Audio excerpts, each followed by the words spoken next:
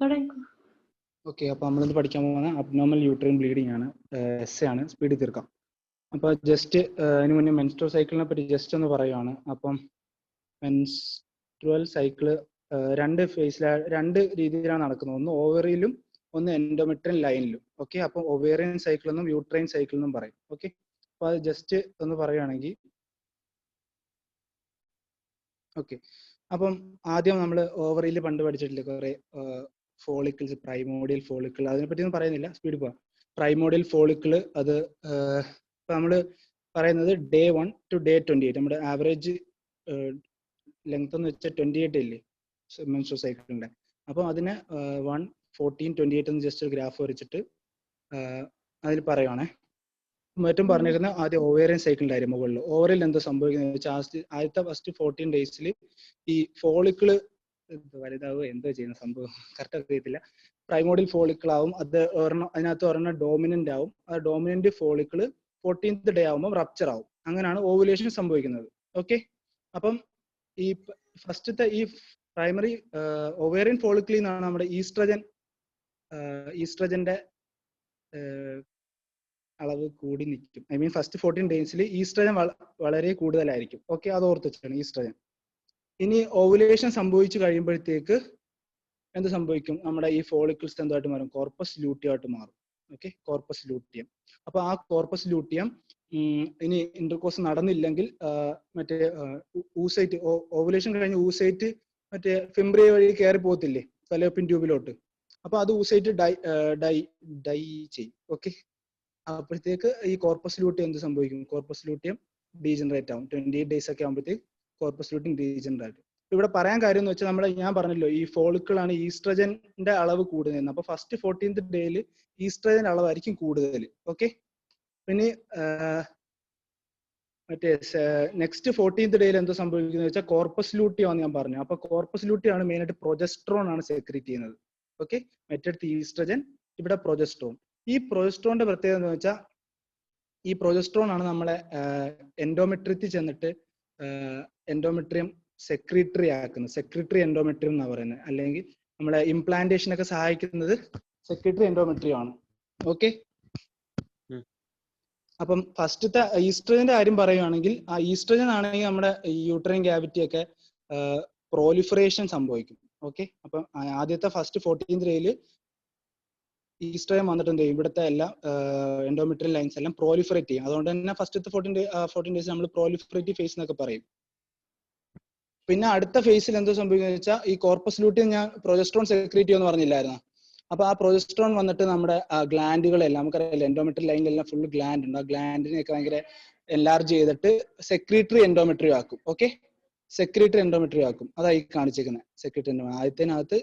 ആദ്യത്തെ 14th ഡേയിൽ എന്തോ പ്രോലിഫറേറ്റീവും, രണ്ടാമത്തെ ഫേസിൽ അതായത് ഓവുലേഷൻ കഴിഞ്ഞതിന്റെ ഫേസ് ആയതിനു ശേഷം അതിനെ എന്താക്കും? സെക്രീറ്ററി എൻഡോമെട്രിയം ആക്കും. അപ്പൊ ഞാൻ പറഞ്ഞല്ലോ ആ സമയത്താണ് എന്തോ നമ്മുടെ കോർപ്പസ് ലൂട്ടിയം എന്ത് ജനറേറ്റ് ചെയ്യുന്നത്? പ്രൊജസ്ട്രോണിനെ സെക്രീറ്റ് ചെയ്യുന്നത്. അപ്പൊ ഈ പ്രൊജസ്ട്രോൺ ആണ് പ്രൊജസ്ട്രോൺ ആണ് ഇത് എന്തുവാ ഈ എൻഡോമെട്രിയൽ സെക്രീഷൻസിനെ കൂട്ടുന്നതെന്ന് പറഞ്ഞില്ലേ. അപ്പൊ അവസാനം ഞാൻ പറഞ്ഞു കോർപ്പസ് ലൂട്ടിയം എന്ത് സംഭവിക്കും? ഇത് നടന്നില്ലെങ്കിൽ, ഇന്റർകോഴ്സ് നടന്നില്ലെങ്കിൽ എന്ത് സംഭവിക്കും? 28 days ഒക്കെ ആകുമ്പോൾ കോർപ്പസ് ലൂട്ടിയം ഡീജനറേറ്റ് ചെയ്യും. അപ്പൊ പിന്നെ പ്രൊജസ്ട്രോൺ ഉണ്ടോ? ഇല്ല. അപ്പൊ പ്രൊജസ്ട്രോൺ ഇല്ലാത്തതുകൊണ്ട് പിന്നെ ഈ എന്ത് ചെയ്യും? ഈ withdrawal of progesterone causing shedding of ഈ ഇവിടെ സെക്രീറ്റ് ചെയ്തിരുന്ന ഈ സംഭവങ്ങളൊക്കെ ഉണ്ടല്ലോ, ഇവിടെ ഉണ്ടായിരുന്ന സെക്രീഷൻസ് എല്ലാം കൂടെ ഞാൻ പറഞ്ഞല്ലോ സെക്രീറ്ററി എൻഡോമെട്രിയോ പ്രൊജസ്ട്രോൺ കോസ് ചെയ്യുന്നതെന്ന്. അപ്പൊ ഇതെല്ലാം കൂടി ബ്ലീഡിങ് ആയിട്ട്, മെൻസ്ട്രുവൽ ബ്ലീഡിങ് ആയിട്ട് പോവും 28 days ആവുമ്പോൾ. ഓക്കെ, ആ സമയത്ത് തന്നെ പ്രോസ്റ്റാഗ്ലാൻഡിന്റെ വേറെ ആക്ഷൻ പറയുന്നുണ്ട്. പ്രോസ്റ്റാഗ്ലാൻഡിനാണ് നമ്മുടെ ഈ യൂട്രൈൻ ക്യാവിറ്റി ആ സമയത്ത് കൺട്രാക്ട് ചെയ്തിട്ട് പെയിൻ ഉണ്ടാക്കുന്നത്. ആ സമയത്ത് ഉണ്ടാകുന്ന പെയിൻ ഡിസ്മെനോറിയ. ഓക്കെ, അതിനെപ്പറ്റി ഞാൻ പോകുന്നില്ല, ഞാൻ പ്രൊജസ്ട്രോണിന്റെ കാര്യമാണ് പറഞ്ഞത്. അപ്പൊ നിങ്ങളൊന്ന് ആലോചിക്കുക, ഈ പ്രൊജസ്ട്രോൺ, ഈ കോർപ്പസ് ലൂട്ടി പ്രൊജസ്ട്രോൺ ഉണ്ടായിരുന്നപ്പോൾ ബ്ലീഡിങ് ഇല്ലായിരുന്നല്ലോ, സെക്രട്ടറി ആയിരുന്നല്ലോ. പ്രൊജസ്ട്രോൺ പോയപ്പോഴല്ലേ ബ്ലീഡ് ചെയ്യാൻ തുടങ്ങിയത്. അപ്പൊ ഒരു പേഷ്യന്റ് ബ്ലീഡിങ് ആയിട്ട് വരുവാണെങ്കിൽ നമുക്ക് പ്രൊജസ്ട്രോൺ കൊടുത്തുകൂടായോ? ഹലോ, ഓക്കെ,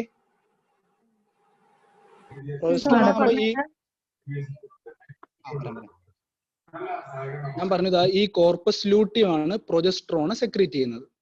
ഓക്കെ, ആ പ്രൊജസ്ട്രോൺ ആണ് നമ്മുടെ എൻഡോമെട്രിയത്തിനെ സ്റ്റെബിലൈസ് ചെയ്ത് നിർത്തുന്നത്. അതായത് നമ്മുടെ സെക്രീഷൻസ് എല്ലാം ഉണ്ടാക്കി സെക്രീറ്ററി എൻഡോമെട്രി ആക്കും. Okay, secretory endometrium. അപ്പൊ ബ്ലീഡിങ് നടക്കുന്നില്ല.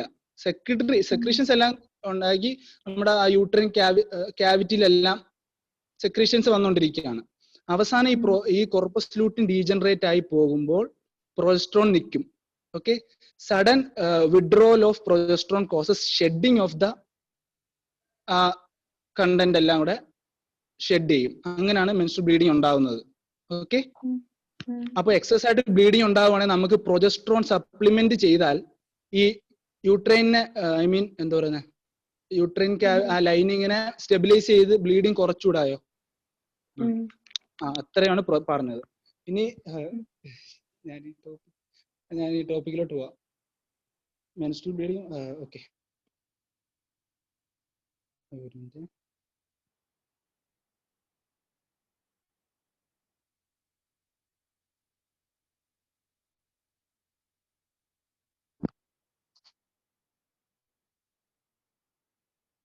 ഹലോ, കാണാമോ? ഓക്കെ, ഫോൺ ലാൻഡ്സ്കേപ്പ് മോഡിൽ വെച്ചോക്കെ. അപ്പൊ നമ്മൾ പഠിക്കാൻ പോകുന്ന അബ്നോർമൽ യൂട്രൈൻ ബ്ലീഡിങ്. അപ്പൊ നമ്മളിപ്പോ പറഞ്ഞ നോർമൽ കാര്യങ്ങൾ ഒന്നുകൂടെ പറയുവാണ്. Average length of A menstrual cycle എന്ന് വെച്ചാൽ 28 days +or-7 days.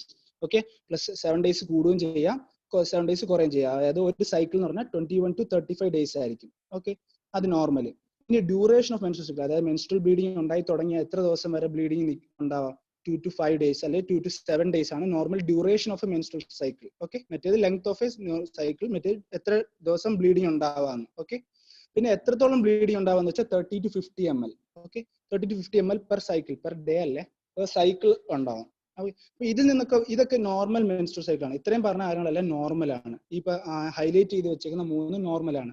അതിൽ നിന്ന് എന്ത് മാറ്റം ഉണ്ടായാൽ അതിന് നമ്മൾ അബ്നോർമൽ യൂട്രൈൻ ബ്ലീഡിംഗ് എന്ന് പറയും. ഓക്കെ, അപ്പം ഫോർ ദാൻ ഇപ്പൊ എക്സാമ്പിൾ പറയാം. ഇപ്പം ലെസ് ദാൻ 21 days അടുത്ത മെൻസ്ട്രൽ സൈക്കിൾ വന്നെന്ന് വിചാരിച്ചു. ഇപ്പൊ ഇന്ന് ഫസ്റ്റ് ഡിസംബർ ആണെന്ന് വിചാരിച്ചു. ഇപ്പൊ ഇന്ന് ബ്ലീഡിംഗ് ഉണ്ടായി, അടുത്ത 20th ഡിസംബറിൽ തന്നെ അടുത്ത ബ്ലീഡിംഗ് ഉണ്ടാവുകയാണെങ്കിൽ അത് നമ്മൾ പോളിമെനോറിയ. പെട്ടെന്ന് തന്നെ അടുത്ത സൈക്കിൾ വന്നില്ലേ, അത് നമ്മൾ പോളിമെനോറിയ എന്ന് പറയും. ഇനി ഇന്ന് ഫസ്റ്റ് ഡേയിലും ബ്ലീഡിംഗ് ഉണ്ടായി, അടുത്ത മാസം കുറെ കഴിഞ്ഞിട്ടൊക്കെയാണ് വരുന്നത്, അതായത് മോർ ദാൻ 35 days കഴിഞ്ഞാൽ അടുത്ത മെൻസ്ട്രൽ ബ്ലീഡിംഗ് ഉണ്ടാവുന്നെങ്കിൽ അതിന് ഒലിഗോമെനോറിയ എന്ന് പറയും. അപ്പൊ പോളിമെനോറിയ, ഒലിഗോമെനോറിയ. അടുത്ത രണ്ടാമത്തെ ഡ്യൂറേഷൻ ഞാൻ പറഞ്ഞു. അപ്പൊ ഒറ്റ ദിവസമൊക്കെ ഒരു ബ്ലീഡിംഗ് ഉണ്ടായിരുന്നെങ്കിൽ അതിന് നമ്മൾ ഹൈപ്പോമെനോറിയ എന്ന് പറയും. 7 days കഴിഞ്ഞിട്ടും ബ്ലീഡിംഗ് നിൽക്കുന്നില്ല എങ്കിലാണ് അത് മെനോറേജിയ. ഇതെല്ലാം അബ്നോർമാലിറ്റീസ് ആണ് പറയുന്നത്, മെനോറേജിയ. ഇനി ബ്ലീഡിങ് കൂടിയാലും ഞാൻ പറഞ്ഞല്ലോ, മോർ ദാൻ 80 ml, നമ്മൾ ക്വാണ്ടിഫൈ ചെയ്യാനല്ല എന്നാലും പറയാം, മോർ ദാൻ 80 ml ഒക്കെ ആണെങ്കിൽ അതിനെ നമ്മൾ മെനോറേജിയ എന്ന് പറയും. അപ്പൊ മെനോറേജിയ എന്ന് വെച്ചാൽ ഒന്നെങ്കിൽ ഡ്യൂറേഷൻ 7 ദിവസത്തിൽ കൂടുതലായിട്ട് മെൻസ്ട്രൽ ബ്ലീഡിംഗ് കൂടുന്നതിന് മെനോറേജിയ എന്ന് പറയും. ഇനി 80 ml കാട്ടി പെർ സൈക്കിൾ ആണ് കൂടുവാണെങ്കിൽ അതിനെ മെനോറേജിയ എന്ന് പറയും. പിന്നെ ഇതിന്റെ എല്ലാം കൂടെ കോമ്പിനേഷൻ കുറെ വാക്കുകളാണ്. മെട്രോറേജിയ, മെനോമെട്രോറേജിയ. ഈ മെൻസ്ട്രൽ ബ്ലീഡിംഗിന്റെ ഇടയ്ക്കൊക്കെ ഉണ്ടാവുകയാണെങ്കിൽ മെട്രോറേജിയ. അത് പല ഡെഫിനിഷൻ പല ടെക്സ്റ്റ് ബുക്കിൽ പറയുന്നത്, അതുകൊണ്ടാണ് ഞാൻ മെനോമെട്രോറേജിയ. അപ്പൊ ഓർത്തൊക്കെ ക്വസ്റ്റ്യനകത്ത് മെട്രോറേജിയ, മെനോമെട്രോറേജിയ, ഇതിന് ഏതെങ്കിലും മെനോറേജിയ എന്നൊക്കെ കാണുവാണെങ്കിൽ നമ്മൾ അബ്നോർമൽ യൂട്രൈൻ ബ്ലീഡിംഗ് ആണെന്ന് ആലോചിക്കുക. അപ്പൊ ഡെഫിനിഷൻ പറയുകയാണെങ്കിൽ bleeding outside of the normal physiological menstruation. ഞാൻ ആദ്യമേ പറഞ്ഞല്ലോ നോർമൽ എത്ര ഡേയ്സ് ആണ്, എത്ര ഡ്യൂറേഷൻ ആണെന്ന് പറഞ്ഞു. അതിൽ പുറത്തുണ്ടാകുന്ന ഏത് ബ്ലീഡിംഗിനെ നമ്മൾ അബ്നോർമൽ യൂട്രൈൻ ബ്ലീഡിംഗ് എന്ന് പറയും. Okay, abnormal uterine bleeding, AUB. ഇനി കോസ് പറയുവാണെങ്കിൽ നിങ്ങൾ ഈ വെറുതെ കാണാൻ പഠിക്കേണ്ട ആവശ്യമില്ല, നമുക്കൊന്ന് ആലോചിച്ച് നോക്കുക. ഒരു യൂട്രസ്, ഇത് സെർവിക്സ്. ഓക്കെ, അപ്പം എന്തൊക്കെ കാരണം കൊണ്ട് ബ്ലീഡ് ചെയ്യാം? നമ്മൾ പഠിച്ച പല കാര്യങ്ങൾ ആലോചിച്ച് നോക്കാം. ഒന്ന്, നമ്മൾ ഫൈബ്രോയിഡ് പഠിച്ചിട്ടുണ്ട്, ഒരു സബ് മ്യൂക്കസ് ഫൈബ്രോയിഡ്. ഇപ്പൊ നമ്മൾ ക്യാവിറ്റിയിലോട്ട് തള്ളി നിൽക്കുന്ന ഒരു ഫൈബ്രോയിഡ് ഉണ്ടെന്ന് വിചാരിച്ചാൽ, അല്ലെങ്കിൽ ലിയോമയോമ, അങ്ങനെയാണെങ്കിൽ ബ്ലീഡിംഗ് ഉണ്ടാവാൻ ചാൻസ് ഇല്ലേ? പിന്നെ ഇവിടെ എൻഡോമെട്രിയത്തിൽ ഒരു ക്യാൻസർ ഉണ്ട്, എൻഡോമെട്രിയൽ ക്യാൻസർ, നമ്മൾ അന്ന് മുന്നേ എടുത്ത ടോപ്പിക് ആയിരുന്നു. എൻഡോമെട്രിയൽ ക്യാൻസർ ഉണ്ട്, അവിടെ ബ്ലീഡിംഗ് ഉണ്ടാവത്തില്ലേ? പിന്നെ സെർവിക്സിൽ CA സെർവിക്സ് ഉള്ളവർക്ക് അങ്ങനെ പോസ്റ്റ് കോയിറ്റൽ ബ്ലീഡിംഗ് ഉണ്ടാവത്തില്ലേ? ഉണ്ടാവും. അടുത്ത പിന്നെ സെർവിക്സിൽ തന്നെ ഒരു പോളിപ്പ് ഉണ്ടെന്ന് വിചാരിച്ചു, സെർവൈക്കൽ പോളിപ്പ്, അല്ലെങ്കിൽ എൻഡോമെട്രിയത്തിൽ ഒരു പോളിപ്പ്. നമ്മൾ കാണാൻ പഠിക്കണ്ടേ, ജസ്റ്റ് എല്ലാം ഓർത്താൽ മതി. യൂട്രസിലും സെർവിക്സിലും സംഭവിക്കുന്ന കാര്യങ്ങളെല്ലാം പറയാം, ലോക്കൽ പത്തോളജി എന്ന് പറയും. Okay, cervical policy. ഇനി എൻഡോമെട്രിയോസിസ്, അഡിനോമയോസിസ് എന്ന് വെച്ചാൽ മറ്റേ ഗ്ലാൻഡ് മാറി ഇരിക്കുന്നേക്കില്ലേ, നമുക്ക് വരുന്നുണ്ട്, ടോപ്പിക് വരുന്നുണ്ട്, അപ്പൊ എടുക്കും. Adenomyosis, endometriosis. അപ്പൊ ഇങ്ങനത്തെ കോസുകളെല്ലാം കാരണം ബ്ലീഡിങ് വരാം. ഓക്കെ, ഇനി അത് മാത്രമല്ല, നമ്മൾ ഹൈപ്പോതൈറോയിഡിസം പഠിപ്പിച്ചപ്പോൾ പറഞ്ഞില്ലായിരുന്ന, ഹൈപ്പോതൈറോയിഡിസിൽ മെനോറേജിയ ആണോ അമിനോറിയ ആണോ? മെനോറേജിയ. ഓക്കെ, അപ്പൊ ഹൈപ്പോതൈറോയിഡിസം അതായത് സിസ്റ്റമിക് കോസസ്. പിന്നെ അതേപോലെ liver function, liver dysfunction, renal dysfunction. പിന്നെ നമുക്കറിയാം കൊയാഗുലേറ്റഡ് ഡിസോർഡേഴ്സ്, എന്തെങ്കിലും ITP അല്ലെങ്കിൽ ബോൺ വില്ലിബ്രാൻഡ് ഫാറ്റ് ഡിസീസോ അങ്ങനെ എന്തെങ്കിലും ഉണ്ടെങ്കിലും ബ്ലീഡിങ് ഉണ്ടാവാലോ. അത് അങ്ങനെ അപ്പൊ ആ കോസസ് ഒക്കെ വെച്ച് നമുക്ക് പറയാം. അപ്പൊ അതിന് പറയുന്ന ക്ലാസിഫിക്കേഷൻ ആണ് PALM COEIN classification, PALM-COIN, palm COEIN classification. Palm COEIN classification എന്ന് വെച്ചാൽ സിമ്പിളാ, ഞാൻ ഇപ്പൊ പറഞ്ഞ കാര്യങ്ങൾ തന്നെ ഓർത്ത് ആലോചിച്ച് എഴുതിയാൽ മതി. പോളിപ്പ് ഉണ്ടാവാം, അഡിനോമൈസിസ്, ലിയോമയോമ അല്ലെങ്കിൽ ഫൈബ്രോയിഡ് ഉണ്ടാവാം, എന്തെങ്കിലും ക്യാൻസർ അല്ലെങ്കിൽ കൊയാഗുലോപ്പതി, എന്തെങ്കിലും ഓവുലേറ്ററി ഡിസ്ഫങ്ഷൻ, എൻഡോമെട്രിൽ എന്തെങ്കിലും ക്യാൻസറോ അല്ലെങ്കിൽ എൻഡോമെട്രിൽ പോളിപ്പോ, ഇയാട്രോജനിക് അതായത് ഈ പേഷ്യന്റിന് ഇപ്പം നമ്മൾ ഇൻട്രായൂട്രൈൻ ഡിവൈസും ഒക്കെ എടുക്കത്തില്ലേ, അല്ലെങ്കിൽ ഓറൽ കോൺട്രാസെപ്റ്റീവ് പിൽസ് കറക്റ്റ് ആയിട്ട് എടുക്കുന്നില്ല എങ്കിലും ബ്ലീഡിംഗ് ഒക്കെ ഉണ്ടാവാൻ ചാൻസ് ഉണ്ട്. അപ്പൊ ഇതെല്ലാം കൂടെ ചേർന്ന ക്ലാസിഫിക്കേഷൻ ആണ് പാം കോയിൻ ക്ലാസിഫിക്കേഷൻ. 2 മാർക്ക് ഏതൊക്കെയാ? Polyp, adenomyosis, leiomyoma, malignancy and hyperplasia, coagulopathy, ovulatory dysfunction, endometrial causes, iatrogenic drugs എഴുതി വെച്ചാൽ കേട്ടോ, നോട്ട് യെറ്റ് ക്ലാസിഫൈഡ്. അങ്ങനെയാണ് പാം കോയിൻ ക്ലാസിഫിക്കേഷൻ. ഇനി കോസസ് പഠിച്ചാൽ നമുക്ക് ഇൻവെസ്റ്റിഗേഷൻ എളുപ്പമാണ്, ട്രീറ്റ്മെന്റ് എളുപ്പമാണ്.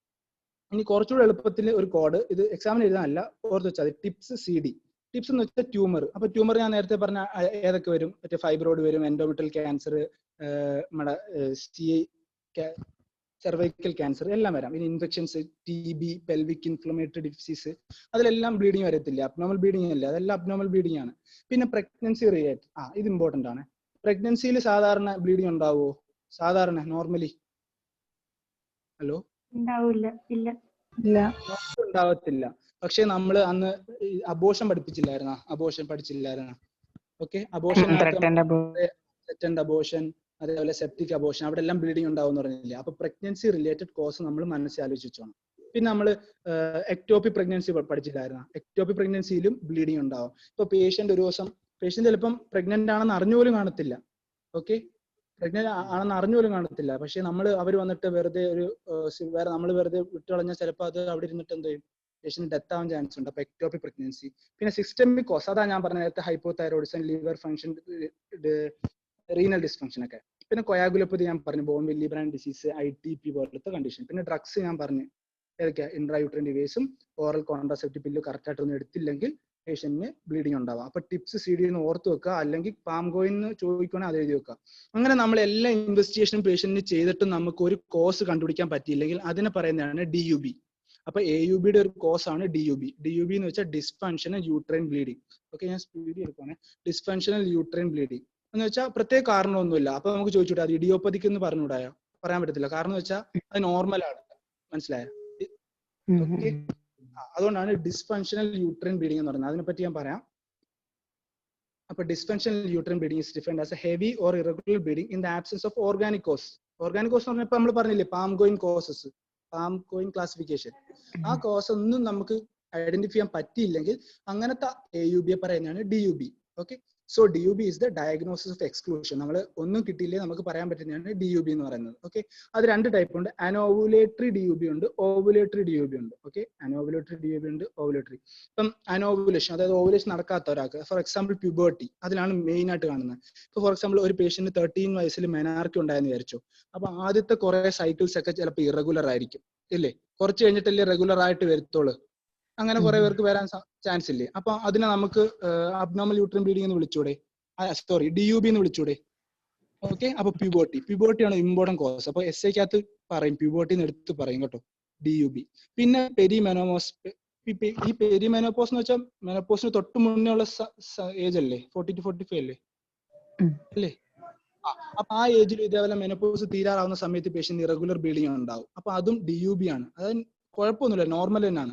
പിന്നെ ഒരു ടേം ആണ് മെട്രോപത്തിയ ഹെമറേജിക്ക. അതെന്ന് വെച്ചാൽ പേര് കേൾക്കുമ്പോൾ വലിയ കാര്യം വിചാരിക്കും, ഒന്നുമില്ല. പ്രൊലോങ്ഡ് അമിനോറിയ, കുറച്ച് നാൾ അമിനോറിയ ആയിരുന്നു, അതായത് absence of menstruation followed by irregular heavy bleeding. Okay, irregular, അതിനാണ് നമ്മൾ എന്താ പറയുന്നത്, മെട്രോപത്തിയ ഹെമറേജിക്ക. ജസ്റ്റ് മാത്രം അറിഞ്ഞിരുന്നാൽ മതി.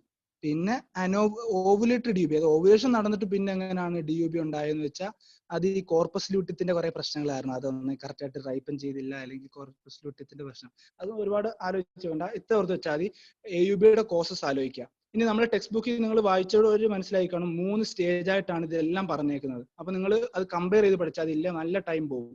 ഒന്ന് നമ്മളിപ്പോ പറഞ്ഞ പ്യൂബർട്ടി അല്ലെ അഡോളസന്റ് ഗേൾസിന് അബ്നോർമൽ ബ്ലീഡിങ് ഉണ്ടാവാം, അല്ലെങ്കിൽ റീപ്രൊഡക്റ്റീവ് 25 to 30 ഇയേഴ്സിൽ ബ്ലീഡിങ് ഉണ്ടാവാം, അല്ലെ പോസ്റ്റ് മെനപ്പോസ് അല്ലെ പെരി മെനപ്പോസ് വുമണിൽ ബ്ലീഡിങ് ഉണ്ടാവാം. അപ്പൊ ഞാൻ നേരത്തെ പറഞ്ഞു അഡോളസന്റ് ഗേൾസിലാണെങ്കിൽ ആദ്യമേ ഒരു ഇങ്ങനെ ഇതേപോലെ നമ്മൾ മെനോറേജിയോ മെട്രോറേജിയോ ആയിട്ട് പേഷ്യന്റ് വരുവാണെങ്കിൽ നമ്മൾ ആദ്യം സസ്പെക്ട് ചെയ്യേണ്ടത് എന്തുവാ?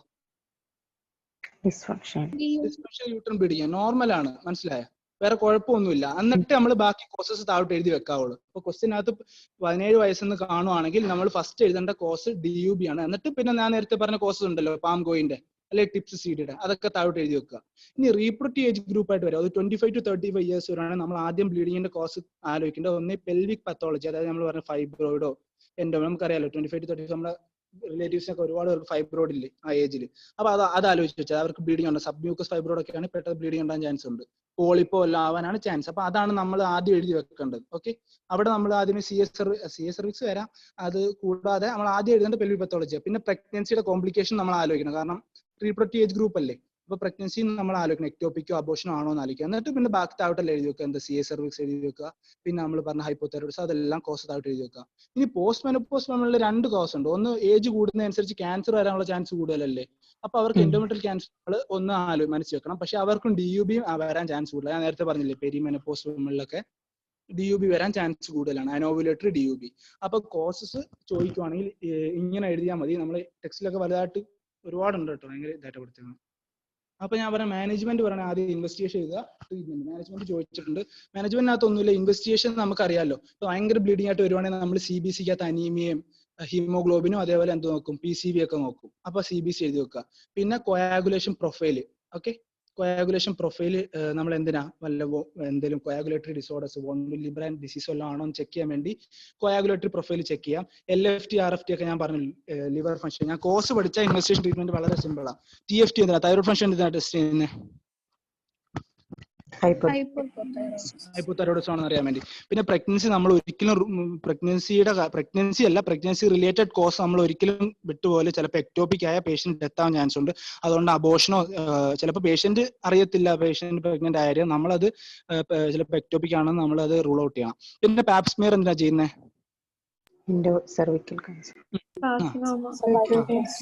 ഓക്കെ, പിന്നെ നമുക്ക് അൾട്രാസൗണ്ട് ചെയ്യാലോ, യൂട്രസിന്റെ ഒക്കെ അൾട്രാസൗണ്ട്, ട്രാൻസ്വജൻ അൾട്രാസൗണ്ട്, എന്തെങ്കിലും ഫൈബ്രോയിഡോ എൻഡോമെട്രിയത്തിന്റെ തിക്നെസ് ഒക്കെ അറിയാനൊക്കെ സഹായിക്കും. പിന്നെ നമുക്ക് ഈ ഏജ് കൂടുന്നതനുസരിച്ച് വരാൻ ചാൻസ് ഉള്ള എന്തുവാ, എൻഡോമെട്രിയൽ ക്യാൻസർ അല്ലേ. അപ്പൊ എൻഡോമെട്രിയൽ ക്യാൻസർ ചെയ്യാൻ വേണ്ടി നമുക്ക് അവിടുന്ന് എന്ത് ചെയ്യാം, അവിടുത്തെ ആ സെക്രട്ടറി എൻഡോമെട്രിയൽ ലൈനിങ് ഒക്കെ നമുക്ക് കളക്ട് ചെയ്യാം. എങ്ങനെ, ഡയലറ്റേഷൻ ആൻഡ് ക്യൂറേറ്റേജ്, DNC നമ്മൾ പറയത്തില്ലേ, DNC. അപ്പൊ നമ്മൾ ആദ്യമേ DNC ഒന്നും എഴുതില്ല കേട്ടോ, സാധാരണ വരുമ്പോൾ സാധാരണ ചെയ്യത്തില്ല, നല്ല റേറ്റ് കൂടിയ ഇതൊക്കെ അല്ലേ ഇൻവെസ്റ്റിഗേഷൻ. അപ്പൊ നമ്മൾ ആദ്യമേ ഇതൊക്കെ എഴുതാവുള്ളൂ. പിന്നെ നമ്മൾ ഈ കോഴ്സ് ഉണ്ട്, ഈ സൈഡിൽ ഇരിക്കുന്ന കോഴ്സസ് ആലോചിച്ച് അതിനെ ഇൻവെസ്റ്റിഗേഷൻ ചെയ്ത് വെച്ചാൽ മതി. ഇപ്പൊ നമ്മൾ ഏജ് ഗ്രൂപ്പ് പറയുവാണെങ്കിൽ, ഇപ്പൊ ഓൾഡ് ഏജ് പറയുവാണെങ്കിൽ നമ്മൾ എൻഡോമെട്രിയൽ സാമ്പിളിംഗ് ഒക്കെ എഴുതി വെക്കാം. ഓക്കെ, ഇപ്പൊ ട്രീറ്റ്മെന്റ് നമുക്ക് ഈ ഏജ് ഗ്രൂപ്പ് അനുസരിച്ച് ട്രീറ്റ് ചെയ്യാം. അത് ഞാൻ ഒന്ന് സിമ്പിൾ ആക്കി പറയാം. അപ്പൊ ഞാൻ നേരത്തെ പറഞ്ഞു, ഒരു പ്യൂബർട്ടി 17 വയസ്സുള്ള ഗേൾ പറയുകയാണ്, കഴിഞ്ഞ 6 മാസം വരെ എന്റെ 13ാമത്തെ വയസ്സ് തൊട്ട് കഴിഞ്ഞ 6 മാസം വരെ എന്റെ സൈക്കിൾസ് എല്ലാം റെഗുലർ ആയിരുന്നു. കഴിഞ്ഞ 6 മാസം ഇറഗുലർ ആയിട്ടാണ് സൈക്കിൾസ് വരുന്നത്. ഇപ്പൊ ഭയങ്കര മെനോറേജിയ മെട്രോറേജിയ ഒക്കെ ആയിട്ട് വരുവാന്ന് വിചാരിച്ചോ. അപ്പൊ നമ്മൾ ഹീമോഗ്ലോബിൻ ഒക്കെ നോക്കി കുഴപ്പമൊന്നുമില്ല, നോർമൽ ആണ് എങ്കിൽ നമുക്ക് എന്ത് ചെയ്യാം, വലിയ ട്രീറ്റ്മെന്റ് ഒന്നും ആവശ്യമില്ല. ഞാൻ പറഞ്ഞല്ലോ മോസ്റ്റ് കോമൺ കോസ് ഓഫ് എന്താ, AUB എന്തോ അഡോളസന്റ് ഗേൾസിൽ യൂട്രൈൻ ബ്ലീഡിംഗ്. പ്രത്യേകിച്ച് കോസ് ഒന്നും ഇല്ല, അതുകൊണ്ട് നമുക്ക് പ്രത്യേകിച്ച് കോസ് ട്രീറ്റ് ചെയ്യാനൊന്നുമില്ല. അപ്പൊ മൈൽഡ് ആണെങ്കിൽ നോ ട്രീറ്റ്മെന്റ്, അഷുറൻസ് ചെയ്യുക, ഇടയ്ക്കിടയ്ക്ക് ചെക്കപ്പ് ചെയ്യാൻ വരാം. പിന്നെ നമ്മൾ നോക്കിയപ്പോൾ ഒരു ഹീമോഗ്ലോബിൻ ഒരു 10 or 8 ഒക്കെ ആയി, 9 ഒക്കെ ആയെങ്കിൽ ഒരു ചെറിയ അനീമിക് ആണെങ്കിൽ നമുക്ക് എന്ത് ചെയ്യാം, പ്രൊജസ്ട്രോൺസ് കൊടുക്കാം. ഞാൻ നേരത്തെ പറഞ്ഞില്ലേ എന്തിനാ പ്രൊജസ്ട്രോൺസ് കൊടുക്കുന്നത്, ആ ഷെഡിങ് ഇല്ലാതാക്കാനാ, മനസ്സിലായി? പ്രൊജസ്ട്രോൺ ആണല്ലോ സ്റ്റെബിലൈസ്ഡ് എൻഡോമെട്രിയം, ഞാൻ നേരത്തെ പറഞ്ഞില്ലേ, അതിനോടാണ് നമ്മൾ പ്രൊജസ്ട്രോൺ. അതിന് നമുക്ക് MPA മെഡ്രോക്സി പ്രൊജസ്ട്രോൺ അസിറ്റേറ്റ് കൊടുക്കാം, അല്ലെങ്കിൽ കമ്പൈൻഡ് OCPക്കകത്ത് രണ്ടും കൂടെ ഉള്ള പ്രൊജസ്ട്രോൺ. ഈസ്ട്രജൻ ഞാൻ പറഞ്ഞല്ലോ സെക്രട്ടറി എൻഡോമെട്രിയം എന്ന് പറഞ്ഞല്ലോ, പ്രോലിഫറേറ്റ് ചെയ്യുമെന്ന് പറഞ്ഞല്ലോ എൻഡോമെട്രിയത്തിനെ. ഓക്കെ, അപ്പൊ ഈസ്ട്രജനും പ്രൊജസ്ട്രോണും അടങ്ങിയ ലോ ഡോസിൽ നമുക്ക് കമ്പൈൻഡ് OCP ഒക്കെ അതിന് കൊടുക്കാം. പിന്നെ സിവിയർ ആണ്, അതായത് ഭയങ്കര ബ്ലീഡിംഗ് ഒക്കെ ആയിട്ടാണ് പേഷ്യന്റ് അഡോളസന്റ് ഗേൾ വരുന്നത്, ഹീമോഗ്ലോബിൻ ചെക്ക് ചെയ്തപ്പോൾ >8 ഒക്കെയാണ്, നമ്മൾ ഉടനെ ബ്ലഡ് ട്രാൻസ്ഫ്യൂഷൻ ചെയ്യുക. എന്നിട്ട് മറ്റേ ഹൈ ഡോസിൽ നമ്മൾ പ്രൊജസ്ട്രോൺ കൊടുക്കുക. പ്രൊജസ്ട്രോൺ തന്നെ ട്രീറ്റ്മെന്റ്, നോർത്തിസ്റ്റീറോണും അല്ലെ അതും നമ്മൾ കൊടുത്തിട്ട് മാറുന്നില്ലെങ്കിൽ നമുക്ക് ഈസ്ട്രജനിലോട്ട് വരാം. ആദ്യമേ ഈസ്ട്രജൻ കൊടുക്കുക, അല്ലെങ്കിൽ പ്രൊജസ്ട്രോൺ കൊടുക്കുക, എന്നിട്ട് മാറുന്നില്ലേ ഈസ്ട്രജൻ കൊടുക്കുക. ഇനി ഇവർ വരുവാണെങ്കിൽ ഡിസ്മെനോറിയ അസോസിയേറ്റഡ് ഡിസ്മെനോറിയ പെയിൻ ഉണ്ട്, എന്ത് കൊടുക്കാം, NSAID കൊടുക്കാം, മെഫനാമിക് ആസിഡ് അത് എഴുതി വെക്കണം കേട്ടോ. പെയിൻ ഉണ്ട് മെഫനാമിക് ആസിഡ്. പിന്നെ വേറെ എന്തെങ്കിലും കോസ്, അതായത് കൊയാഗുലോപ്പതി കോസോ വല്ലതും ആണെങ്കിൽ നമുക്ക് അതിനെ ട്രീറ്റ് ചെയ്യാം. പിന്നെ അടുത്തതിലേക്ക് വരുവാണെങ്കിൽ നമുക്ക് റീപ്രൊഡക്റ്റീവ് ഏജ് ഗ്രൂപ്പിൽ ഞാൻ പറഞ്ഞു എന്താ കൂടുതൽ വരാൻ ചാൻസ് ഉള്ളത്, ഒരു ലോക്കൽ പത്തോളജി അല്ലേ കൂടുതൽ, പെൽവിക് പത്തോളജി അല്ലേ ചാൻസ് കൂടുതൽ വരാൻ കോസ്. അപ്പൊ അതിനെ ട്രീറ്റ് ചെയ്യാം. ഫോർ എക്സാമ്പിൾ ഒരു സെർവൈക്കൽ പോളിപ്പോ അല്ലെങ്കിൽ എൻഡോമെട്രിയൽ പോളിപ്പോ ആണെങ്കിൽ നമ്മൾ എന്ത് ചെയ്യുക, അതിനെ ഹിസ്ട്രോസ്കോപ്പി വഴി റിമൂവ് ചെയ്യുക. ഇനി ഫൈബ്രോയിഡ് വരാന്ന് പറഞ്ഞല്ലോ, പാംകോയിനകത്ത് ലിയോമയോമ ലിയോമയോമ അല്ലേ ഫൈബ്രോയിഡ്? ഓക്കെ. അപ്പൊ ഫൈബ്രോയിഡ് ആണെങ്കിൽ സബ് മ്യൂക്കസ് ഫൈബ്രോയിഡ്, അതായത് യൂട്രൈൻ ക്യാവിറ്റിക്ക് അകത്തോട്ടിരിക്കുന്ന ഫൈബ്രോയിഡിനല്ലേ നമ്മൾ സബ് മ്യൂക്കസ് ഫൈബ്രോയിഡ് എന്ന് പറയുന്നത്. അപ്പൊ അതുവാണെങ്കിൽ നമുക്ക് ഹിസ്ട്രോസ്കോപ്പ് വഴി തന്നെ റിമൂവ് ചെയ്യാം. പിന്നെ വേറെ ഫൈബ്രോയിഡ് ഒക്കെ ആണെങ്കിൽ നമുക്കറിയാം, നമ്മൾ സർജറി ഓറ്റിയിലൊക്കെ കയറിയിട്ടുള്ള ലാപ്രോസ്കോപ്പി വഴി അബ്ഡമൻ തുറന്നിട്ടല്ലേ നമ്മള് യൂട്രസിന്റെ പുറത്തൊക്കെ ഇരിക്കുന്ന ഫൈബ്രോയിഡ് റിമൂവ് ചെയ്യുന്നത്. ഇനി ഒരുപാട് ഫൈബ്രോയിഡ് ഉണ്ടെന്ന് വിചാരിച്ചോ, ഒരുപാട് ഫൈബ്രോയിഡ് ഉണ്ട്, അതായത് നമുക്ക് എല്ലാം റിമൂവ് ചെയ്ത പേഷ്യന്റിന് ആപത്തൊക്കെ ആണെങ്കിൽ അല്ലെങ്കിൽ ഒരുപാട് ഓൾഡ് ഏജ് ഒക്കെ ആണെങ്കിൽ നമുക്ക് എന്ത് ചെയ്യാം, തൽക്കാലം യൂട്രസ് റിമൂവ് ചെയ്യാം. ഫാമിലി കംപ്ലീറ്റഡ് ഒക്കെ ആണെങ്കിൽ ഹിസ്റ്ററക്ടമി ചെയ്യാം. അപ്പൊ റീപ്രൊഡക്റ്റീവ് ഏജ് ഗ്രൂപ്പിന്റെ ട്രീറ്റ്മെന്റ് ആണ് പറയുന്നത്. ഓക്കെ. പിന്നെ മാലിഗ്നൻസി ഞാൻ പറഞ്ഞു, CS cervix ഒക്കെ മോർ കോമൺ ആണ്, അതുകൊണ്ട് CS cervixന്റെ ട്രീറ്റ്മെന്റ് അങ്ങനെ അത് മൊത്തം എഴുതാൻ നിൽക്കണ്ട, അതിനെ ട്രീറ്റ് ചെയ്യാൻ എഴുതി വെച്ചാൽ മതി.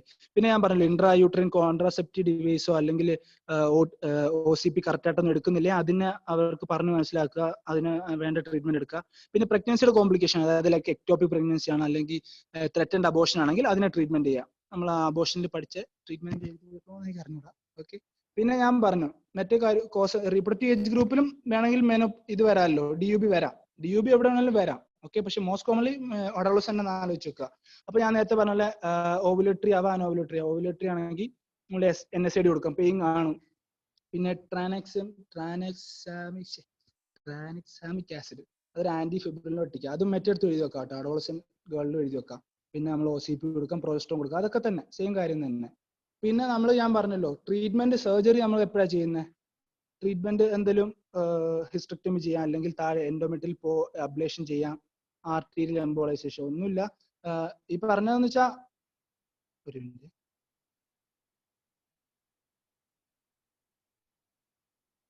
ഈ പറഞ്ഞതെന്ന് വെച്ചാൽ ഫോർ എക്സാമ്പിൾ ഇതാണ് നമ്മുടെ യൂട്രസ്, ഇത് സെർവിക്സ്. അതായത് ഇപ്പൊ യൂട്രസ് ക്യാവിറ്റിക്ക് എന്തെങ്കിലും പ്രശ്നമുണ്ട്, ഓക്കെ, യൂട്രൈൻ ക്യാവിറ്റി എന്തെങ്കിലും സെർവിക്സ് ആണെന്ന് അറിയത്തില്ല, എന്തെങ്കിലും പ്രശ്നം ഉണ്ടെങ്കിൽ നമുക്ക് എന്ത് ചെയ്യാം, എൻഡോമെട്രിയൽ അബ്ലേഷൻ, അതായത് കോട്ടറി ഉപയോഗിച്ചാന്ന് തോന്നുന്നു, ഇവിടെ എന്ത് ചെയ്യാം, നമുക്ക് അബ്ലേറ്റ് ചെയ്ത് കളയാം, അതാണ് എൻഡോമെട്രിയൽ അബ്ലേഷൻ. അല്ലെങ്കിൽ എന്ത് ചെയ്യാം, നമുക്ക് ബ്ലീഡിങ് ഉണ്ടാവുന്ന ആർട്ടറി ഏതായിരിക്കും, മിക്കവാറും യൂട്രൈൻ ആർട്ടറി ആയിരിക്കുമല്ലോ. ഓക്കെ. ഒരുപാട് ഇതൊക്കെ നമ്മൾ ലാസ്റ്റ് ഷോട്ടാണ്, അതായത് മെഡിക്കൽ മാനേജ്മെന്റ് ഫെയിൽ ചെയ്യുമ്പോഴാണ് സർജിക്കൽ മാനേജ്മെന്റിലോട്ട് പോകത്തുള്ളൂ. അപ്പൊ നമുക്ക് എന്ത് യൂട്രൈൻ ആർട്ടറിയെ കട്ട് ചെയ്യാം, അത് കുഴപ്പമൊന്നും ഉണ്ടാക്കത്തില്ല. ഓക്കെ. യൂട്രൈൻ ആർട്ടറിയെ ലൈഗേറ്റ് ചെയ്യുക, അതാണ് ആർട്ടീരിയൽ എംബോളൈസേഷൻ എന്നൊക്കെ പറയുന്നത്. അതൊക്കെ ലാസ്റ്റ് ഷോട്ടിൽ ചെയ്യാം. അല്ലെങ്കിൽ നമ്മൾ ചെയ്യേണ്ടത് മെഡിക്കൽ ട്രീറ്റ്മെന്റ് തന്നെ കേട്ടോ, മറ്റേ ട്രാനക്സാമിക് ആസിഡും അല്ലെങ്കിൽ NSAID ഒക്കെയാണ് ആദ്യമേ കൊടുക്കുന്നത്. ആദ്യമേ ഡ്രഗ്സ് കൊടുത്തിട്ടല്ലേ നമ്മൾ സർജറിയിലോട്ട് പോകത്തുള്ളൂ. ഇനി ഞാൻ പറഞ്ഞു പെരിമെനോപോസൽ വിമൻ അല്ലെങ്കിൽ ഒരു പോസ്റ്റ് മെനോപോസൽ വിമൻ ആണ് ഈ AUB ആയിട്ട് വരുന്നതെങ്കിൽ നമ്മൾ എന്ത് കൊടുക്കും, ആദ്യം നമ്മുടെ മനസ്സിലോട്ട് എന്തൊക്കെയാ വരേണ്ട, അവർക്ക് വരാൻ ചാൻസ് കൂടുതൽ എന്തൊക്കെയാ,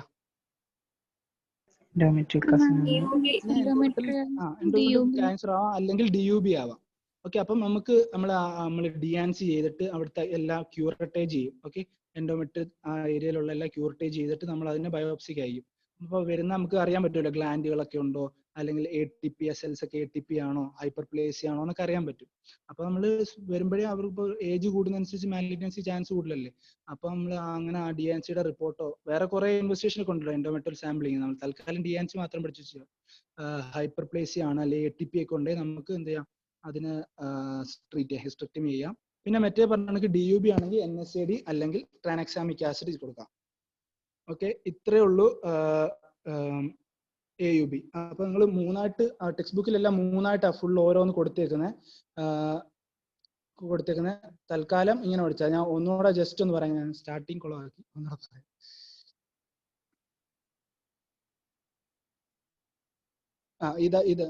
ഇതാ ഞാൻ പറഞ്ഞ കോസസ് കേട്ടോ. കോസസ് ഞാൻ പറഞ്ഞല്ലോ, പാംകോയിൻ ക്ലോസിഫിക്കേഷൻ, പോളിപ്പ്, ഇതാണ്ട് എൻഡോമെട്രിയൽ പോളിപ്പ് ആവാം, അഡിനോമയോസിസ് എന്ന് വെച്ചാൽ മറ്റേ ഗ്ലാൻഡ് വേറെ തീറിയിരിക്കുക, ലിയോമയോമ, ഫൈബ്രോയിഡ് കണ്ട എവിടെ ഇവിടെ ലിയോമയോമ ഫൈബ്രോയിഡ് ഇരിക്കുന്നത്, മാലിഗ്നൻസി ആവാം, കൊയാഗുലോപ്പതി എന്തെങ്കിലും കൊയാഗുലോപ്പതി ഡിസോർഡേഴ്സ് ആവാം, ഓവുലേറ്ററി കോസ് ആവാം, എൻഡോമെട്രിയൽ കോസ്. സിമ്പിളാ, കോസ് പഠിച്ചാൽ അതിനെ ഇൻവെസ്റ്റിഗേറ്റ് ചെയ്യുക, അതിനെ ട്രീറ്റ് ചെയ്യുക. പിന്നെ സ്റ്റാർട്ടിങ് പറഞ്ഞ കാര്യം ഞാൻ ഒന്നുകൂടെ പറയാം, Day 1, Day 14, Day 28. അപ്പം ഇവിടെ നമുക്ക് ഫോളിക്കിൾസ് ഉണ്ട്, ഓവേറിയൻ ഫോളിക്കിൾ ഉണ്ടാവും. ഓക്കെ, അതിനുശേഷം നെക്സ്റ്റ് 14 ഡേയിൽ എന്താ കോർപ്പസ് ലൂട്ടിയം ആണ്. അപ്പൊ ആദ്യത്തേനകത്ത് ഫോളിക്കിൾ ആയതുകൊണ്ട് ഇതിനെ ഫോളിക്കുലാർ ഫേസ് എന്നും, ഓവറിയുടെ കാര്യം പറയുവാണെ ഇപ്പുറത്ത് കോർപ്പസ് ലൂട്ടിയം അല്ലേ മെയിൻ കാര്യം നടത്തുന്നത്, അപ്പം അതിനെന്താ പറയും, ലൂട്ടിയൽ ഫേസ് എന്നും പറയും. ഓക്കെ, ഇനി ഞാൻ പറഞ്ഞല്ലോ ഈ ഫോളിക്കിൾ എന്ത് ചെയ്യും, ഈസ്ട്രജൻ. അപ്പൊ ഇവിടെ ഈസ്ട്രജന്റെ അളവ് കൂടുതലാണ്. ഈസ്ട്രജൻ എന്ത് ചെയ്യും, നമ്മുടെ എൻഡോമെട്രിയത്തിനെ പ്രോലിഫറേറ്റ് ചെയ്യും. അപ്പൊ ഇതാണ് proliferative phase. Okay, proliferative phase അല്ലെങ്കിൽ ഫോളിക്കുലാർ ഫേസ്. അടുത്ത രണ്ടാമത്തെ സ്റ്റേജിൽ എന്തോ സംഭവിക്കുന്നത്, കോർപ്പസ് ലൂട്ടിയം ആരെ സെക്രീറ്റ് ചെയ്യുമെന്നാണ് ഞാൻ പറഞ്ഞത് ഓവുലേഷൻ കഴിഞ്ഞതിന് ശേഷം. അത് മറക്കല്ല കേട്ടോ, പ്രോജസ്ട്രോൺ.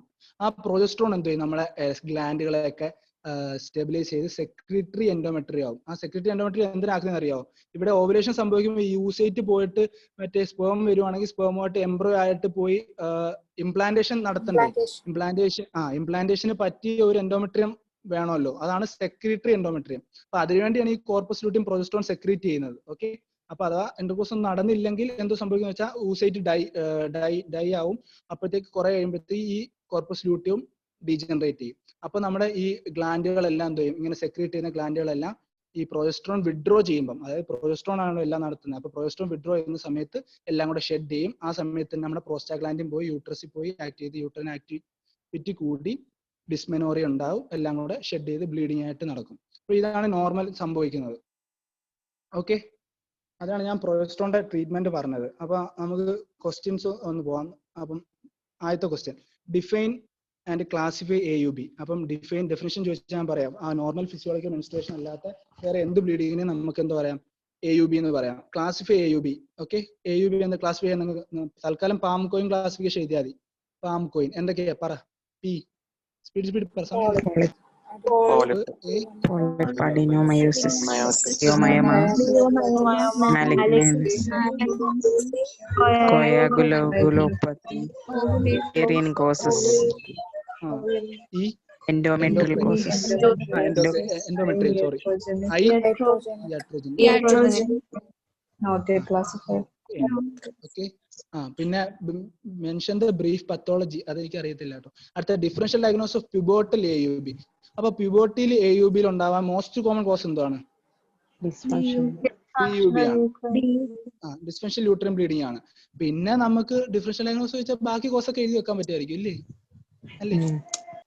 പിന്നെ മാനേജ്മെന്റ് ചോദിക്കുമ്പോൾ നമ്മൾ എന്ത് എഴുതി വെക്കും, ഹിസ്റ്റക്ടമി ഒന്നും എഴുതി വെക്കല്ലേ, പ്യൂബോട്ടൽ AUB ആണ്. അപ്പൊ എന്തുവാ നമ്മൾ പറഞ്ഞ മറ്റേ മൈൽഡ്, മോഡറേറ്റ്, സിവിയർ NSAID കൊടുക്കുക. മെഫനാമിക് ആസിഡ് ഒക്കെയാണ് കൂടുതൽ യൂസ് ചെയ്യുന്നത്. പിന്നെ ട്രാനക്സാമിക് ആസിഡ് കൊടുക്കുക. പിന്നെ പ്രൊജസ്ട്രോൺ കേട്ടോ, പ്രൊജസ്ട്രോൺ. അനീമിയ കറക്റ്റ് ചെയ്യുക, ബ്ലഡ് ഒരുപാടുണ്ട്, ബ്ലഡ് ട്രാൻസ്ഫ്യൂഷൻ കറക്റ്റ് ചെയ്യുക.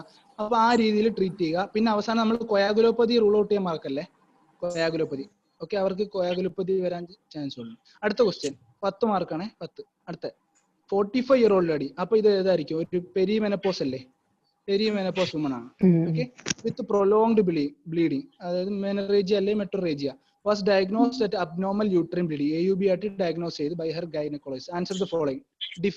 Define and abnormal uterine bleeding. ഇപ്പൊ ഡെഫിനിഷൻ എഴുതി വെക്കുക. Okay, differential diagnosis of heavy menstrual bleeding and management of the same. അപ്പൊ നമ്മൾ പറഞ്ഞ എല്ലാ കോഴ്സും എഴുതി വെക്കുക, differential diagnosis. Okay, 45 year old lady ആകുമ്പോൾ എൻഡോമെട്രിയൽ ക്യാൻസർ ആവാം, അല്ലെങ്കിൽ എൻഡോമെട്രിയൽ പോളിപ്പ് ആവാം. ഓക്കെ, അപ്പൊ നമ്മൾ എന്ത് ചെയ്യണം, ഡിയാൻസി ചെയ്യണം. ഡിയാൻസി ചെയ്തിട്ട് ഹിസ്റ്റക്ടമി അല്ലെങ്കിൽ അതിനനുസരിച്ചുള്ള ട്രീറ്റ്മെന്റ് ചെയ്യാം. പിന്നെ അല്ലെങ്കിലും ബാക്കി കോഴ്സസ് റൂൾ ഔട്ട് ചെയ്യാം കേട്ടോ. ഫൈബ്രോയിഡ് ആവാം, DUB ആവാം. DUB ആണെങ്കിൽ നമ്മൾ പ്രൊജസ്ട്രോൺ കൊടുക്കുക. അതാണ് കോഴ്സ്. പിന്നെ അടുത്ത മൂന്നാമത്തെ ക്വസ്റ്റ്യൻ എനിക്ക് മനസ്സിലായില്ല, ക്ലാസിഫിക്കേഷൻ ഓഫ് ഓവുലേറ്ററി ഡിസോർഡേഴ്സ്. അടുത്ത നാലാമത്തെ പാം കോയിൻ ക്ലാസിഫിക്കേഷൻ. അപ്പൊ ഇത് നാലുമാണ് classification.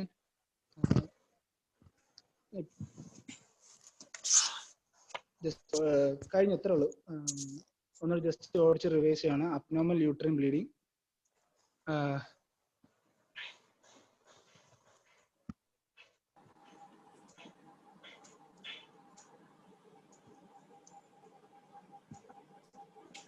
Okay, abnormal uterine bleeding. അപ്പൊ നോർമൽ കാര്യം അറിഞ്ഞിരിക്കുക. Average length 28 + 7, duration 2 to 7 days, average amount of bleeding 30 to 50 ml.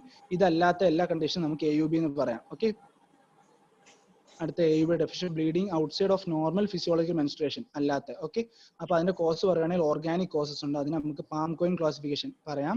അല്ലെങ്കിൽ നമുക്ക് ടിപ്സ് CD എന്ന് പറഞ്ഞത് ഒരു വേറെ കോഡാണ്, ടിപ്സ് CD. ഓക്കെ, അങ്ങനെ ഓർത്ത് വെക്കാം. അങ്ങനെ ഇതെല്ലാം ചെയ്തിട്ട് നമുക്ക് ഒരു കോസ് കണ്ടുപിടിക്കാൻ പറ്റാത്തതിനാണ് DUB എന്ന് പറയുന്നത്, ഡിസ്ഫങ്ഷണൽ യൂട്രൈൻ ബ്ലീഡിങ്. അതൊന്നുമില്ല, heavy or irregular bleeding in the absence of organic cause. പ്രത്യേകിച്ച് കോസ് ഒന്നുമില്ല. അപ്പൊ D for DUB, diagnose of exclusion. നമ്മൾ ഇതേപോലെ DD എന്ന് കുറെ ന്യൂമോണിക് പഠിച്ചിട്ടില്ലായിരുന്ന, ഡൗൺ സിൻഡ്രോം, ഗോർഡൻ ലട്രീഷ്യ, പഠിപ്പിച്ചില്ല. പിന്നെ വേറെ D, നമ്മള് ഡ്രൈ ഗാംഗ്രീൻ പറഞ്ഞപ്പം D, line of demarcation DD പണ്ട് പെരിഫറൽ ഒക്ലൂസീവ് വാസ്കുലർ ഡിസീസ് എടുത്ത സമയത്ത്. അപ്പൊ കുറെ ന്യൂമോണിക്. പിന്നെ ടൈപ്സ് ഓഫ് DUD പറയുകയാണെങ്കിൽ അനോവുലേറ്ററി DUB ഉണ്ട്, ഓവുലേറ്ററി ഉണ്ട്. അനോവുലേറ്ററി ഓർത്ത് വെക്കാം, കാരണം നോർമൽ ആയിട്ട് പ്യൂബർട്ടി ഗേൾസിൽ ഇറഗുലർ ബ്ലീഡിങ് ഉണ്ടാകാൻ ചാൻസ് ഉണ്ട്. അതേപോലെ പെരിയോമെനോപോസിലും ഉണ്ട്. പിന്നെ ഒന്നാണ് മെട്രോപ്പതിയ ഹെമറേജിക, അത് ഓൾഡ് ഏജ് കാണുന്ന കേട്ടോ. ഇവിടുന്ന് ഒരു MCQ ആണെങ്കിൽ മെട്രോപ്പതിയ ഹെമറേജിക്കയെ കാണുന്ന ഹിസ്റ്റോളജി പാറ്റേൺ പറയുന്നതാണ് സ്വിസ് ചീസ് അപ്പിയറൻസ് കേട്ടോ. സ്വിസ് ചീസ് പാറ്റേൺ ആണ് നമ്മൾ ഹിസ്റ്റോളജിയിൽ കാണുന്നത് എന്നോട്ടിൽ. ഓക്കെ, അത് വേണമെന്നില്ല. പിന്നെ നമ്മള് പിന്നെ പറയാണ് കോസസ്. അപ്പൊ കോസസ് നമ്മൾ പറഞ്ഞ കോസ് പാംകോയിൻ കോസസ് തന്നെ അവർക്ക് വരാൻ ചാൻസ് ഉള്ള ഓർഡറിൽ ആദ്യം എഴുതുക, അത്രേ ഉള്ളൂ. അഡോളസന്റ് ആണ് DUB ആദ്യം എഴുതി വെക്കുക, റീപ്രൊഡക്റ്റീവ് ഏജ് ആണെങ്കിൽ പെൽവിക്കും പ്രഗ്നൻസി ആദ്യം എഴുതി വെക്കുക, പോസ്റ്റ് മെനോപോസ് ആണെങ്കിൽ DUB എൻഡോമെട്രിയൽ കോസസും ആദ്യം എഴുതി വെക്കുക. മാനേജ്മെന്റ് എന്ന് വെച്ചാൽ ഇൻവെസ്റ്റിഗേഷൻ പറയുക, എല്ലാത്തിനും ആദ്യം നമ്മൾ കംപ്ലീറ്റ് ബ്ലഡ് കൗണ്ട് ചെയ്യുക, ഹീമോഗ്ലോബിൻ ടോട്ടൽ കൗണ്ടും അതേപോലെ വേറെ ഇൻഫെക്ഷൻസ് ടോട്ടൽ കൗണ്ട്, അല്ലെങ്കിൽ PCV അനീമിയ ഉണ്ടോ നോക്കുക, കോയാഗുലേഷൻ പ്രൊഫൈൽ നോക്കുക, ബ്ലീഡിംഗ് ടൈം, ക്ലോട്ടിംഗ് ടൈം, അതേപോലെ APTT അതെല്ലാം നോക്കുക. പിന്നെ സിസ്റ്റമിക് കോസസ് റൂൾ ഔട്ട് ചെയ്യാൻ വേണ്ടി LFT RFT. പിന്നെ pregnancy related causes rule out ചെയ്യാൻ വേണ്ടി പ്രഗ്നൻസിയുടെ ടെസ്റ്റുകളൊക്കെ ചെയ്യാം. പിന്നെ പാപ്സ്മിയർ, സെർവൈക്കൽ ക്യാൻസർ ഉണ്ടെന്ന് റൂൾ ഔട്ട് ചെയ്യാൻ വേണ്ടി പാപ്സ്മിയർ ചെയ്യാം, ട്രാൻസ്വജനൽ അൾട്രാസൗണ്ട് ചെയ്യാം, എൻഡോമെട്രിയൽ സാമ്പിളിംഗ് ചെയ്യാം. അപ്പൊ ട്രീറ്റ്മെന്റ് അഡോളസന്റ് ഗേളാണെങ്കിൽ ഒന്നുമില്ല, അവർക്ക് DUB ആവാനാണ് ചാൻസ് കൂടുതൽ. അതുകൊണ്ട് തന്നെ അതിനനുസരിച്ച് ട്രീറ്റ് ചെയ്യുക. പ്രോസ്റ്റോൺ കൊടുത്താൽ മതി. പിന്നെ പെയിൻ ഉണ്ട് NSAID കൊടുക്കുക, സിവിയർ ഒക്കെയാണ് ബ്ലഡ് ട്രാൻസ്ഫ്യൂഷൻ കൊടുക്കുക. ഓക്കെ, പിന്നെ റീപ്രൊഡക്റ്റീവ് ഏജ് ഗ്രൂപ്പ് ആണെങ്കിൽ അവരുടെ കോസ് അനുസരിച്ച് പോളിപ്പാണെങ്കിൽ അതിനെ ട്രീറ്റ് ചെയ്യുക, അങ്ങനത്തെ കോസ് അനുസരിച്ച് ട്രീറ്റ് ചെയ്യുക. പിന്നെ സർജറി എഴുതി വെക്കണം, ഹിസ്റ്റെക്ടമി ചെയ്യാം, എൻഡോമെട്രിയൽ അബ്ലേഷൻ, ആർട്ടറി എംബോളൈസേഷൻ. പിന്നെ പെരിമെനോപോസ് വുമൻ ആണെങ്കിൽ കൂടുതൽ chance endometrial secretory NSAID tranexamic acid കൊടുക്കുക, മാലിഗ്നൻസി ആണ് ഹൈപ്പർപ്ലേസിയ കൊടുക്കുക. അപ്പൊ അത്രേ ഉള്ളൂ. ഓക്കെ.